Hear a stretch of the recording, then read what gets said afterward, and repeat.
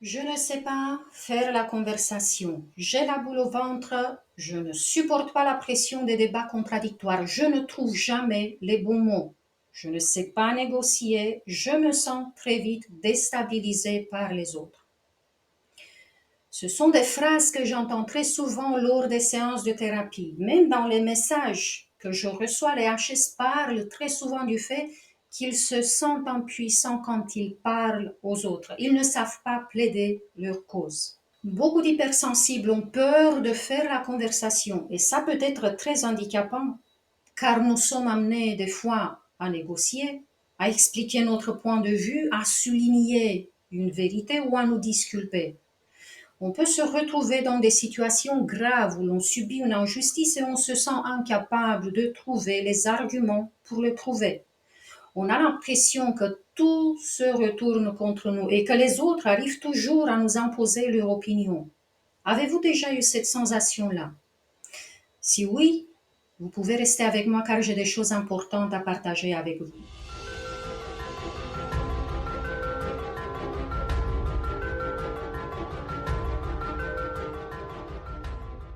Bonjour à tous et bienvenue sur la chaîne des hypersensibles.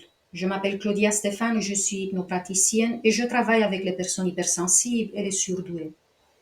Vous aimeriez peut-être être capable de garder le calme et de faire preuve de prestance et d'intelligence face à votre ex ou face à votre parent, toujours aussi sévère et critique. Vous aimeriez peut-être vous exprimer avec confiance et autorité face à des collègues, face à des voisins ou des copains qui ne vous montrent pas suffisamment le respect. Vous aimeriez être capable de rester ferme et sûr de vous lors d'une interview importante, lorsque vous devez parler en public ou lorsque vous devez passer un examen. Mais vous n'arrivez pas à rester concentré, à arrêter de trembler peut-être et de chercher désespérément les mots qu'il faut pour vous assurer le succès. Effectivement, ça arrive à beaucoup de personnes hypersensibles et c'est dû au fait qu'elles n'utilisent pas le pouvoir de leur inconscient. J'ai la solution pour ça, mais je vais vous parler de cela tout à l'heure. D'abord, nous allons voir pourquoi non seulement les manipulateurs, mais les neurotypiques aussi réussissent si bien à imposer leur point de vue, alors que les HS ont l'impression de ne jamais trouver les mots justes. Je suis sûre que si vous m'écoutez, vous vous êtes senti plusieurs fois dans votre vie mis KO face à des personnes qui n'avaient pas raison, ou pire, qui abusaient de vous. C'est un sentiment d'impuissance indescriptible, mais de colère intérieure aussi. Colère contre soi-même surtout de ne pas savoir s'imposer, prendre sa place, se rendre justice ou tout simplement d'être soi-même et d'exprimer aisément ce qu'on ressent. Que se passe-t-il en fait? Pourquoi les HS se sentent-ils déstabilisés si souvent par leurs interlocuteurs? Voyons ça ensemble. Premièrement, si vous êtes dans cette situation-là, vous savez que vous avez un seuil de tolérance au stress plus bas que les autres, n'est-ce pas? Les conjonctures tendues ou conflictuelles peuvent rapidement vous submerger. Il vous est donc très difficile de trouver les mots appropriés pour exprimer clairement et calmement votre opinion. Le deuxième point à prendre en compte. Vous avez tendance à suranalyser les interactions sociales, ce qui peut vous amener à ruminer sur des commentaires ou des comportements perçus comme négatifs. Ça vous déstabilise et vous insécurise. Le point 3. Vous pourriez rechercher consciemment ou inconsciemment la validation et l'approbation des autres dans le dialogue. Le moindre signe de désapprobation ou de critique peut vous affecter profondément et oui, ça déstabilise. Le quatrième point. Comme vous avez une grande sensibilité, vous êtes très attentif à votre environnement et aux subtilités des interactions sociales. Vous êtes en permanence attentif aux signes subtils dans le comportement ou l'attitude des autres. Ça vous déconcentre. Le point numéro 5. Si vous avez du mal à établir les barrières émotionnelles, vous pouvez absorber les émotions des autres comme une éponge. Vous ne pouvez pas rester centré sur ce qui est important à dire, car certaines régions de votre cerveau qui sont liées à la régulation émotionnelle ont une activité accrue. En d'autres termes, les personnes neurotypiques restent concentrées sur la conversation et sur leur point de vue beaucoup plus facilement. Pour ces personnes-là, les compétences sociales sont faciles à acquérir. Leurs exigences sensorielles sont minimales. Elles sont très à l'aise lors des échanges spontanés. Alors que vous, étant hypersensible, vous devez faire face à un véritable bouillonnement intérieur.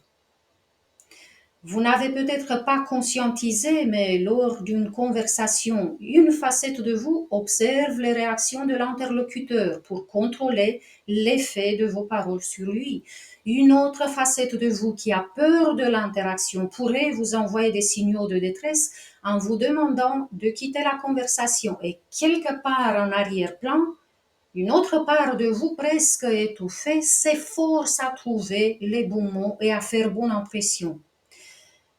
Il se pourrait même, en fonction de situations, que d'autres facettes de vous soient actives et qu'elles parlent toutes en même temps. La vigilance est chez vous maximale, car les expériences passées de rejet, d'abandon ou de critique peuvent avoir laissé des cicatrices profondes. Mais voyons aussi, que se passe-t-il dans le plan énergétique? Eh bien, le phénomène que j'ai constaté est le suivant. Lors d'une conversation, l'hypersensible se focalise totalement sur l'autre en se perdant soi-même. Son énergie faiblit, alors que l'énergie de l'autre s'amplifie par la transfusion énergétique que le HS lui fait. Donc, peu importe les mots que l'hypersensible prononce, ces mots sont faibles. Peu importe les arguments de son interlocuteur, même s'ils sont faux ou ridicules, le HS se sent fragilisé et déstabilisé face à lui. Je fais la distinction entre deux catégories de personnes hypersensibles. Dans la première, on retrouve les HS qui s'abandonnent eux-mêmes car ils sont convaincus qu'ils ne pourront jamais développer l'habilité de communiquer avec les autres et ils ne font rien pour changer. Ils préfèrent se retirer, éviter le monde et le dialogue pour ne plus ressentir la défaite. Et il y a une deuxième catégorie, celle des hypersensibles spirituels qui travaillent sur eux et qui ont déjà beaucoup progressé en activant de plus en plus leur pouvoir intérieur. Ils savent que nous pouvons tout transformer, que rien n'est figé. Autant vous dire que j'ai fait le même travail sur moi-même, sans quoi j'aurais peut-être toujours été auprès d'un pervers narcissique en essayant de sauver un mariage fantôme. Sans ce travail sur moi-même, je n'aurais jamais su accompagner autant d'hypersensibles dans le processus de transformation.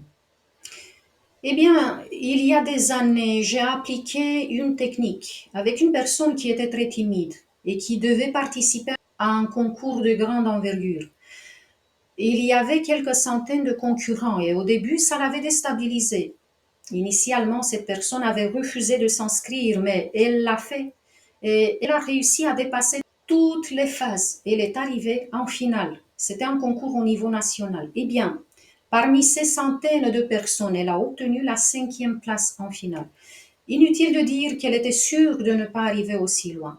L'assurance qu'elle avait gagnée l'accompagne aujourd'hui aussi. À 19 ans, elle a réussi à décrocher un boulot très bien payé sans avoir des études supérieures. On s'est revus au début de cette année-ci pour une autre séance et on a utilisé la même technique. Après environ un mois, elle a été promue dans la même société. Elle est devenue très sûre d'elle-même et son salaire a encore augmenté. Elle n'a que 21 ans. La méthode que j'ai utilisée pour cette personne-là, je l'utilise souvent surtout dans le training mental car elle est très efficace et assez rapide. Et je l'ai utilisée aussi pour créer une nouvelle séance que je lance aujourd'hui. Elle se trouve déjà sur ma boutique en ligne. Vous trouverez le lien dans la barre d'infos. Si vous voulez vous surpasser et devenir un maître de la conversation dans la négociation, cette séance est pour vous. Je vous recommande de l'écouter au moins 3 fois tous les 5 jours. Notez ensuite les transformations d'attitude que vous observez chez vous à chaque fois que vous avez l'occasion de parler aux autres. Et si vous avez une rencontre très importante, un examen, une interview, un test, où il faut tout donner, n'hésitez pas à écouter cette session quelques heures avant le grand moment. La semaine prochaine, je vais aborder un sujet qui m'a été suggéré. Comment les portails organiques et les pervers narcissiques nous éloignent de la mission de notre âme. D'ici là, je vous embrasse tous très fort. Merci pour vos likes, merci pour vos commentaires et votre présence sur ma chaîne. À bientôt.